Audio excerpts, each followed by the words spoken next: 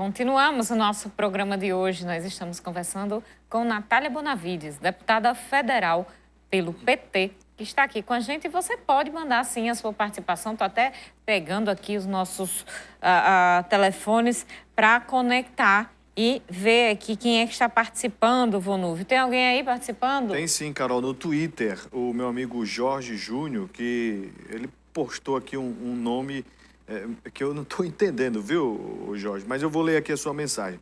A deputada, ele se refere aqui à deputada Natália, nossa entrevistada de hoje.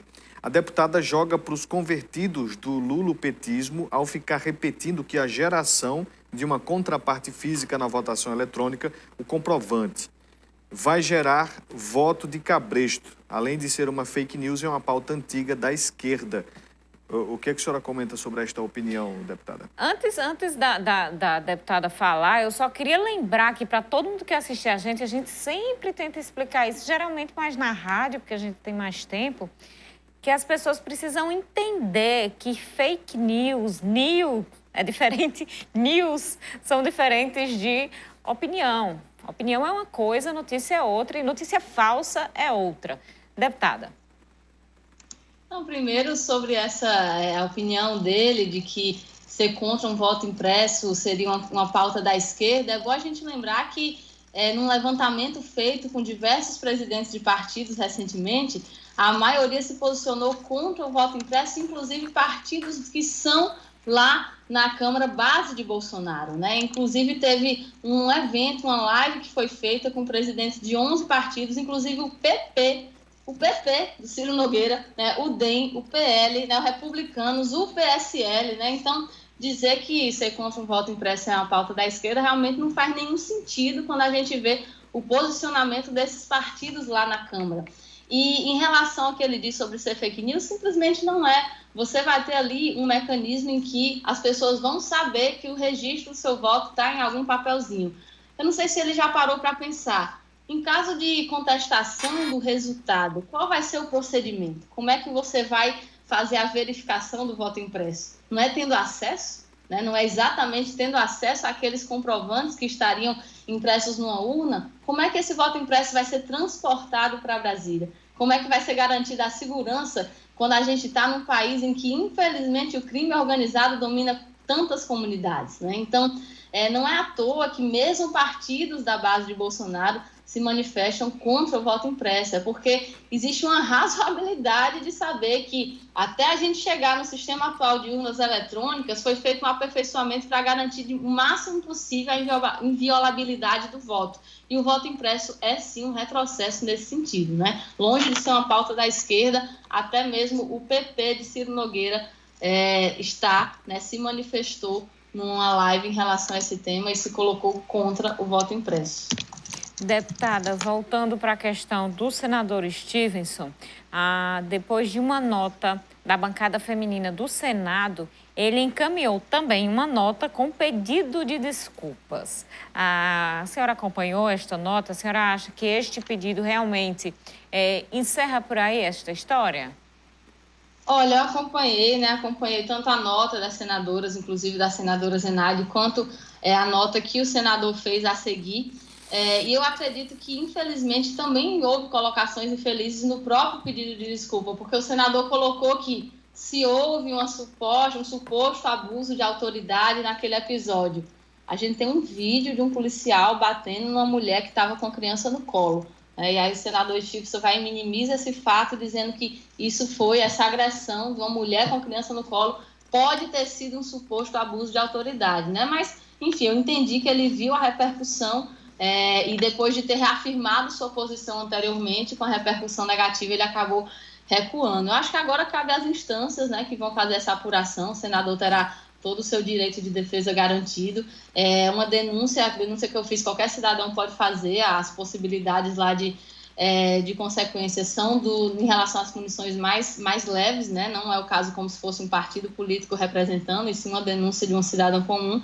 E eu queria reforçar, Carol, que esse nosso compromisso com a proteção da vida das mulheres, ele não é um compromisso só de discurso, né? Inclusive, nas nossas emendas parlamentares, para quem não sabe, emendas parlamentares são recursos, né, dinheiro que os parlamentares têm direito de destinar. É um recurso pequeno, mas que acaba ali nas áreas que a gente acha de atuação prioritária, a gente podendo reforçar. E uma das áreas que tem sido em todos os anos do nosso mandato, né, nesses 2 foram e nos próximos 2 serão, é a questão da segurança das mulheres. Nós destinamos emenda para as delegacias das mulheres e destinamos emenda para a Sala Lilás. Sala Lilás é onde não tem delegacia da mulher, você tenta equipar na delegacia comum um espaço em que haja o atendimento adequado àquela mulher que foi vítima de violência, né? Então, é uma atuação do nosso mandato de sempre, né? Não só do meu, da senadora Zenaide também, né? A bancada feminina inteira, Carol. Se tem uma pauta em que a gente consegue maiores consensos lá na Câmara, né, entre as mulheres, mesmo sendo mulheres tão diversas, é no combate a essa violência. Não é à toa que as senadoras que assinaram a nota de repúdio ao que o senador Estives falou são ali dos mais variados espectros ideológicos, né? Senadoras de esquerda, senadoras de direita, e é por isso, né, porque é uma pauta que a gente tem sempre em mente, porque a gente está tratando aqui da proteção da vida das mulheres, e isso a gente tem buscado colocar em prática também, até mesmo nas nossas emendas parlamentares. Inclusive, deputada, esse assunto bancada feminina, mais especificamente na Câmara dos Deputados, era um assunto que eu tinha reservado aqui para perguntar. Na bancada feminina do Rio Grande do Norte, ali na Câmara dos Deputados, tem somente duas deputadas e de posicionamentos ideológicos totalmente diferentes. Mas ontem mesmo foi publicada a sanção de uma lei que foi que teve como coautora a deputada Carla Dickson, que é a questão do sinal vermelho e também dentro desta mesma sanção, a alteração da Lei Maria da Penha acrescentando a criminalização da violência psicológica. Como é que a bancada, as 2 deputadas lidam com essas diferenças e como é que acontece em relação a estas pautas comuns às mulheres? Pois é, eu acho que esse é um exemplo perfeito de como existem alguns temas que, mesmo que a gente tenha total desacordo em tantos outros assuntos, em alguns temas é possível que a gente crie consensos, né? A deputada Carla Dickson, ela é a deputada que foi a suplente do ex-deputado Fábio Faria, quando virou ministro. Eu já tinha atuado com a deputada, porque fomos as 2 vereadoras aqui, né, na Câmara Municipal de Natal, e não só agora na Câmara Federal, mas desde a Câmara Municipal de Natal, nesse tema, era um tema em que a gente conseguia ter acordos, né? Esses temas que tratam de combate à violência doméstica, temas que tratam da criação de campanhas que visem a prevenção desse tipo de violência, são temas em que a gente perfeitamente consegue se unir, defender a aprovação, defender a sanção de legislações, né? Eu acho que esse é um maior exemplo, né, de que mesmo que exista divergências, por exemplo, como tenho críticas ao governo Bolsonaro, que a deputada Carla Dickson defende, tenho críticas ao governo Bolsonaro em termos do quanto ele esvaziou o orçamento para o combate à violência doméstica, o quanto ele sequer executou todo o orçamento que tinha disponível para o combate à violência doméstica, mas na aprovação de temas lá na Câmara a gente consegue sim, né, unir forças, criar consensos, porque a violência doméstica contra as mulheres é algo que toda mulher deve, né, se insurgir contra. Deputada, tenho visto nas redes sociais da senhora algumas visitas a alguns municípios, fazendo também reuniões virtuais do partido, do PT, e sobre eleições 2022, este já é o início da busca aí pela reeleição? Olha, tá, me escuta aqui, deu uma travada. Estou ouvindo. Certo. Olha, eu tive, né, nos últimos dias eu tenho tido a alegria de voltar a alguns municípios, né? A gente sabe que ano passado, esse ano, foi muito difícil para a gente que gosta de fazer política olho no olho, que gosta de fazer política escutando, né, a população e aos poucos seguindo os protocolos de segurança, fazendo reunião em que todo mundo faz uso de máscara, a gente tem conseguido retomar esses debates, inclusive fazendo aí uma prestação de contas do mandato, né, a apresentação das emendas parlamentares que a gente teve a oportunidade de destinar. E claro que o Partido dos Trabalhadores já começa a debater também o cenário eleitoral que nós vamos ter no Rio Grande do Norte no ano que vem. Eu vou buscar a reeleição, espero, né, que o Rio Grande do Norte me dê a honra de poder continuar sendo representante lá na Câmara. E nós vamos ter aqui essa luta bonita pela reeleição da governadora Fátima e pela eleição do presidente Lula, né? Acho que é algo que vai fazer com que o partido se una muito e chegue muito forte, muito unido, fortalecido para o cenário eleitoral do ano que vem. Inclusive, se a gente tiver um tempinho, Vonúvio, eu queria até aproveitar para conversar um pouco sobre as emendas que a gente pôde destinar aqui para Mossoró, porque a gente sabe que em tempos de tantos cortes, né, em tempo de escassez financeira, em que os municípios têm tido tantas dificuldades, uma emenda parlamentar pode não resolver problema, né, mas acaba ali servindo para reforçar alguma política, né, para trazer um fortalecimento de uma área que esteja deficitária. Mas, sem dúvidas que essa caminhada ao redor do interior não se trata só da questão eleitoral, mas de uma obrigação que a gente deve ter como parlamentar de prestar contas.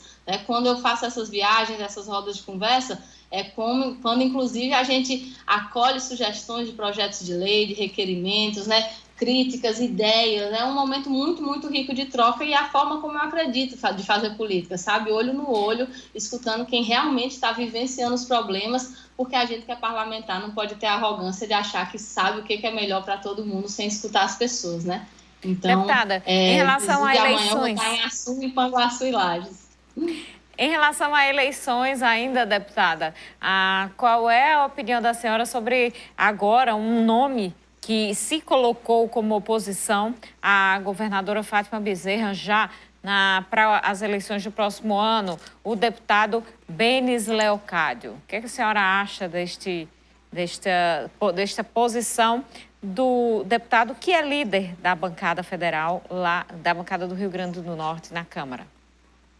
Olha, o deputado Benis, né, meu colega de bancada, como você falou, é o coordenador da bancada do Rio Grande do Norte, é uma pessoa que, inclusive, estava na base do governo Fátima até um dia antes dele fazer o anúncio da pré-candidatura, né? Então, foi uma pessoa com quem eu pude ter diálogo nesses últimos meses, até porque ele compôs a base do governo Fátima. E eu acho que é legítimo, né, que ele agora se colocando como oposição, né, de um momento para outro se colocando como oposição, é legítimo que ele pleiteie nessa pré-candidatura. Acho que os setores da direita, da centro-direita, né, no geral aqui no estado, eles buscam um nome, né, ainda não se vislumbra qual vai ser o nome que vai ser o adversário principal contra a governadora Fátima no ano que vem. Eu acho que são legítimas todas as candidaturas que são postas. Acho que eu quero muito que sejam candidaturas que vão fazer um debate limpo, né, um bom debate. Hoje a gente tem visto, Carol, aqui no estado, um verdadeiro gabinete do ódio, sabe? A gente sabe como funciona, eu sou da CPMI das fake news e sei exatamente como funcionam esses gabinetes do ódio,